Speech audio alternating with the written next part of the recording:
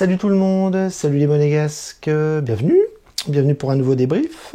Alors on va parler de la 27e journée de Ligue 1 et de la réception du Stade de Reims. Alors on va remettre un peu dans le contexte, Monaco n'est pas bien en ce moment du tout, Monaco n'arrive plus à gagner. Monaco enchaîne contre-performance sur contre-performance et donc on voulait profiter de cette 27e journée pour se remettre un petit peu la tête devant avec le retour de la victoire, enfin retrouver le goût de la victoire face à des Rémois qui sont quand même pas faciles à jouer, qui sont eux pour le coup en pleine forme parce qu'ils perdent depuis belle lurette. Et donc c'était un match très difficile qui nous attendait, avec un contexte plutôt favorable parce qu'il y avait des retours importants comme Maripane ou Vanderson. En infirmerie, on voit que Voland y est retourné, alors lui il nous fait une saison complètement blanche, et Gelson avait une petite gêne. Donc en fait, on avait tout le monde qui était là. Et pas de bol, à 1 heure du coup d'envoi, on a vu qu'on a perdu deux titulaires, Camara et Ben Seguir. Voilà, ils n'étaient pas là. Donc 4 absents importants. Et du coup, on a vu une composition d'équipe un petit peu farfelue parce qu'on a revu un petit peu des joueurs qu'on n'aime pas beaucoup, comme le retour de Sarr, de Matazo, de Akliouche. Enfin, on a vu que ça a été complètement remanié, et surtout on a vu que Maripane ne pouvait pas jouer, que Vanderson ne pouvait pas jouer, et que Mbolo était toujours sur le banc. Donc voilà, donc une composition un petit peu compliquée pour la réception d'un gros morceau, parce que je le répète, Reims c'est un gros morceau. Et donc on attendait le coup d'envoi pour voir un peu le visage des Monégasques, en sachant qu'on allait en chier. Donc Nubel dans les buts, Aguilar à droite, Caio Henrique à gauche, ça bougeait pas, Sarr, Tissassi, on reprenait les mêmes, Matazo, Fofana, Golovin à gauche, ça bouge pas, Diatta à droite, ça bouge pas non plus, et devant, donc on avait Akliouche en 10 et Ben Yedder devant. Donc voilà. Maintenant, on va analyser un petit peu le match, vous savez tous ce qui s'est passé. Eh bien, la crise continue, la dégringolade continue, on a perdu. Voilà, donc autant vous dire que ça va très très mal. Mais est-ce qu'on est surpris? Non, je n'ai pas l'impression qu'on soit surpris. Finalement, on récolte un petit peu ce qu'on a semé depuis le début de saison. On n'arrête pas de dire sur les réseaux que Monaco a du mal, que Monaco a des chiffres et des statistiques correctes, mais que sur le terrain, on voit bien qu'il y a un malaise, il y a un problème. Et bien là, depuis 3 matchs, c'est exactement ce qu'on a soulevé depuis le début de saison, qu'il y a des fragilités, il y a des problèmes, il y a des erreurs qui ne sont pas gommées, il y a des erreurs qu'on reproduit de match en match, et heureusement, quand on a une attaque prolifique, ça se voit pas trop parce qu'on arrive à prendre 3 points. Par contre, quand l'attaque a du mal à marquer les buts, eh bien on prend des valises et on prend but sur but, parce que comme je vous le dis depuis le début de saison, toutes les équipes nous marquent des buts, toutes. Donc Reims, ça n'a pas loupé. On a perdu 1-0, on s'est pris un but encore sur une toile du gardien. Je veux dire, il en fait depuis le début de saison. C'est un gardien qui est catastrophique. On est obligé de faire avec. Visiblement, les dirigeants en sont contents. Les stats ont l'air bonnes aussi, mais voilà, il est nul. Il est nul, belle. Donc la défense, c'est la même chose, c'est une catastrophe, surtout quand Sarr est titulaire. Donc voilà, on a toujours les mêmes problèmes, on prend des buts, mais là, ce soir, malheureusement, contre Reims, on n'a pas réussi à marquer les occasions qu'on a eues, notamment Ben Yedder, qui en a eu au moins 2 en première mi-temps. Et en deuxième mi-temps, on en a eu aussi quelques-unes avec Golovin ou Vanderson. Enfin, on a eu des occasions qu'on n'a pas réussi à concrétiser. Et donc du coup, quand vous ne marquez pas, eh bien, vous vous confrontez à des contre-attaques et à des buts adverses. Voilà, c'est ce qui s'est passé. Donc on a perdu parce que ce soir, on a tout raté. L'aspect offensif, l'aspect défensif. Et donc ça a été une catastrophe. Donc voilà, donc pour faire l'analyse rapide, une première mi-temps stérile, avec des Rémois très costauds. Je pense que Reims n'a pas volé sa victoire. Reims est en pleine forme. Ils l'ont montré chez nous ce soir. Ils sont très costauds. Le nouvel entraîneur est vraiment très très intelligent et fait vraiment de très très belles choses. Et donc on l'a vu sur le stade 8-2, ils nous ont fait chier, ils nous ont bien fait tourner en bourrique, ils avaient le ballon, ils le gardaient bien, ils construisaient bien, ils attaquaient bien, donc ils ont fait un très bon match. Et nous, on est tombé dans le piège rémois, alors que ça aurait dû être préparé depuis le début de semaine.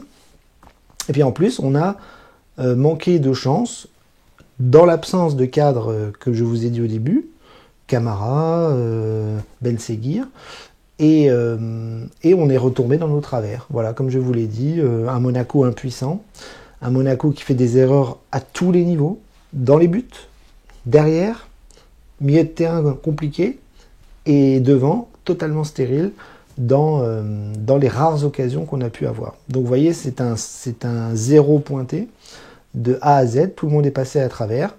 Et malheureusement, eh bien, on récolte le fruit de nos problèmes avec une défaite, encore une fois, dans le championnat de Ligue 1. Donc voilà, au classement, c'est une catastrophe parce qu'on est en train de rentrer dans le rang. La Ligue des Champions, pour l'instant, c'est fini. On est quatrième, je crois. Voilà, Marseille va nous devancer encore plus. Donc c'est fini. C'est fini. Je pense que là pour le moment, si on reproduit ce qu'on produit justement depuis 3 matchs, là, on va même continuer de dégringoler parce que rien ne va, ça ne va plus. Et Clément n'arrive pas du tout à relever la barre, à progresser. Là, ça régresse pour le coup, et donc il n'y a rien qui va. Donc l'entraîneur est perdu, les joueurs sont perdus, ça va, il n'y a rien qui va. Donc c'est une mini-crise. Je dis pas que la semaine prochaine on va perdre parce qu'on va à Ajaccio, donc c'est l'occasion de prendre des points. Mais là, à l'instant T, ça va pas. Et donc si on fait le bilan jusqu'à cet après-midi, eh bien la saison n'est pas bonne. Je suis désolé. Alors sur les réseaux, ça parle beaucoup on a des chiffres impressionnants, c'est mieux que les années passées, que on a plus de points que telle année. Ah oui, oui. Ah ben oui, mais c'est la moindre des choses. Monaco se doit d'avoir beaucoup de points. Monaco se doit d'être en haut. Mais là, Monaco perd trop de points. Et ça fait 3 matchs que ça dure. Je crois qu'on a 1 point sur 9. 1 point sur 9. C'est des spirales, c'est des cycles qui sont absolument pas normaux chez une équipe comme l'AS Monaco. Voilà. Donc bref, c'est compliqué. Donc le match de cet après-midi, c'est ça, c'est des Rémois qui nous ont bougé, qui ont bien défendu, qui ont bien réussi à nous mettre le but qu'il fallait faire, même si c'est Nubel qui nous le met, hein, parce que la frappe sur le gardien, excusez-moi, mais il ne doit pas la prendre. Mais comme il fait boulette sur boulette et que c'est un champion de l'erreur de main ou de l'erreur de placement, enfin Nubel c'est une catastrophe, quoi, hein, je suis désolé. Donc après, je vais pas tout mettre sur lui parce que on le sait qu'il est pas bon et puis on sait que chaque tir cadré c'est ses buts. Mais moi, ce que je reproche, c'est à l'équipe entière de ne pas avoir réussi à marquer, à être un petit peu plus consistant dans la création, dans la constitution d'un bloc solide. Non, il y avait rien. Il y avait rien. C'est-à-dire que ça pétait de tous les côtés. Voilà, côté gauche, côté droit, milieu, devant, derrière, fébrile. Voilà, donc je ne sais pas si c'est mental. J'ai plus l'impression quand même que par rapport à ce qu'on voit depuis le début de saison, c'est quand même technique. On n'a pas des joueurs très techniques, si ce n'est 1 ou 2 qui sont vraiment très très forts. Hein, je pense qu'on les compte sur le doigt de la main, les joueurs qui sont vraiment très très forts à Monaco cette année. Mais le reste, c'est pas bon, quoi. C'est pas bon. Alors en plus, on a les problèmes d'absence, de blessures. Je pense que cet après-midi, on aurait dû avoir deux titulaires en plus, même si voilà, si je devais faire le bilan des joueurs individuellement cet après-midi, voilà, c'est pas bon, c'est pas assez. C'est pas assez. Je veux dire, Akliouche a fait un bon match, mais c'est pas assez. Ben Yedder a raté. Golovin a été impuissant. Diatta a été catastrophique, un petit peu comme Nubel. Matazo et Fofana, c'est pas bon. C'est pas assez bon. C'est pas assez sécure. Hein. Quand on a connu des Tchouaméni et compagnie, quand on voit ce qu'on voit, même Camara, j'ai l'impression qu'il est un petit peu en train de rentrer dans le rang en ce moment parce qu'il fait beaucoup de fautes et qu'il est un petit peu agressif dans son jeu et que la Ligue 1 commence à le repérer, notamment les arbitres. Donc voilà, le milieu de terrain c'est compliqué, les attaquants qui marquent pas c'est compliqué, la défense elle est catastrophique depuis le début de saison, mais ça on le sait. Hein. Dissassi, c'est pas à 100% sécurité. Sarr, c'est pas bon. Maripane, je l'aime beaucoup, mais j'ai toujours dit que je ne l'aimais pas. Axe gauche, Badiachil n'a pas été remplacé. Sur les côtés, Aguilar, c'est faible. J'en ai marre, c'est faible. Il est super ce gars, il a une belle mentalité, il se bat, c'est un soldat, c'est un vaillant. J'adore sa mentalité, mais techniquement, vous pouvez pas me dire que c'est du très très très haut niveau. Aguilar, c'est pas du très très haut niveau. C'est un soldat, mais c'est pas du haut niveau.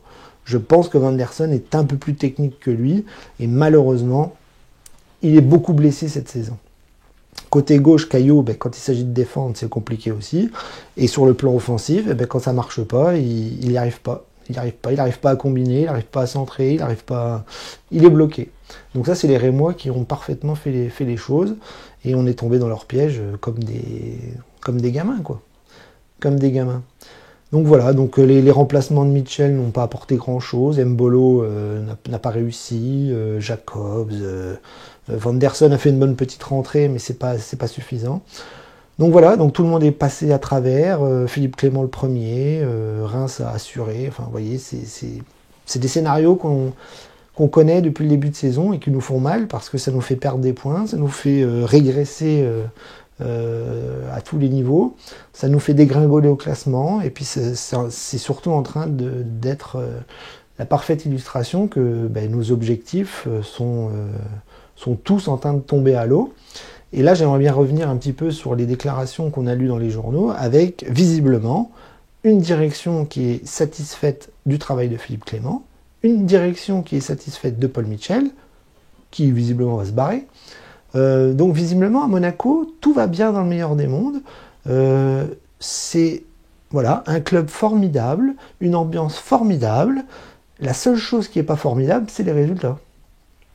Mais j'ai l'impression que dans notre monde actuel, eh bien, c'est le marché qui fait la loi dans le foot, c'est l'argent qui fait la loi dans le foot, et le sportif passe au second plan. Et là, Monaco est bien en train de nous le faire comprendre. Voilà, on n'a plus d'ambition élevée, parce que finalement, les objectifs, les dirigeants n'en parlent jamais. C'est toujours les supporters qui disent ce qu'ils veulent. Mais dans la réalité des choses, on voit que Monaco est en train de rentrer dans le rang du championnat avec moins de dépenses, plus de sécurité au niveau du budget, ce qui est très bien.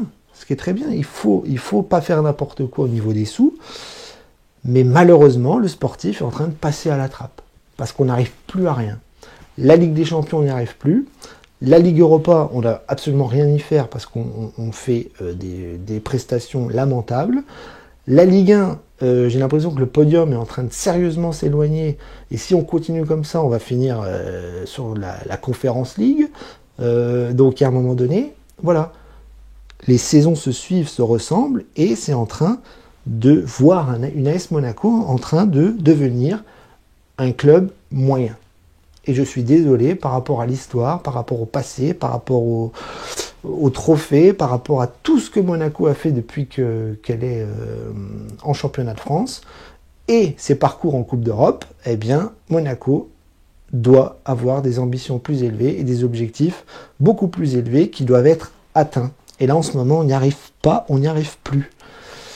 Donc c'est très difficile. En tant que supporter, en plus, j'ai l'impression qu'on voit des matchs qui sont vraiment pas du tout plaisants. Je vois plus du tout un Monaco flamboyant, des joueurs qui brillent. Donc il y a tous les signaux qui sont rouges pour cette fin de saison. On va arriver à la 28e journée, donc c'est-à-dire qu'il reste 11 matchs. Et si on continue comme ça, on va finir dans une sorte de ventre mou du haut de classement qui n'est pas du tout, je trouve, en adéquation avec ce qu'est le club de l'AS Monaco. Voilà. Donc je ne vais pas continuer parce que c'est une sale période, c'est une mini-crise qui est en train de se mettre en place. Maintenant, il y a d'autres matchs. Dès la semaine prochaine, eh bien, si on ramène les 3 points d'Ajaccio, on soufflera un petit peu. Mais voilà, Lens est repassé devant. Marseille va très certainement exploser Strasbourg ce soir. Donc ça va être vraiment très très très compliqué de retrouver le très très haut niveau en cette fin de saison si on continue comme ça. Maintenant, j'ose espérer qu'il y ait des retours de blessés la semaine prochaine, donc ça devrait aller mieux. Et puis on va attendre. On va essayer de rester optimiste pour la fin de saison, mais en tout cas à l'instant T. Et si on fait le bilan de tout ce qui s'est passé depuis quelques temps, voire depuis le début de saison, c'est pas bon. Voilà, c'est pas bon. Donc je vous laisse là-dessus. Je vous dis donc à la semaine prochaine pour le débrief d'Ajaccio. Puis en attendant, prenons notre mal en patience, mais ne faisons pas comme les dirigeants. Il ne faut pas se satisfaire de ce qu'on voit. Absolument pas.